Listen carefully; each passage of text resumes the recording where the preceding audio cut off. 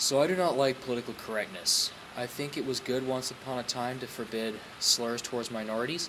However, now it has become the right to not be offended, and or not even that. It's become the right of the perceived victim to not be offended. So it's not even fair, and it infringes on our freedoms of speech, religion, and press, our First Amendment rights.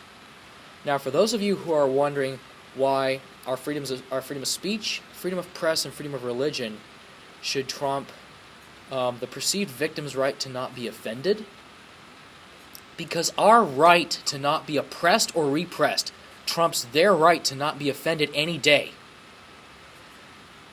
And the truth is, the right to not be offended is a myth.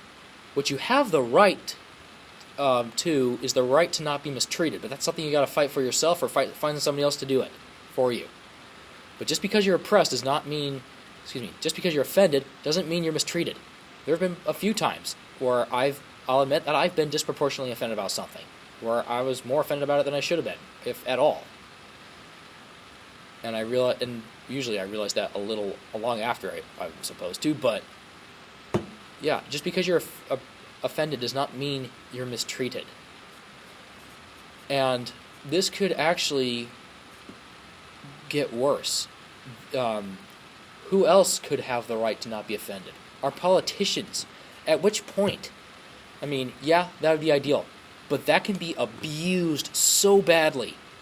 And our freedom of speech, our freedom of press, our freedom of religion is gone.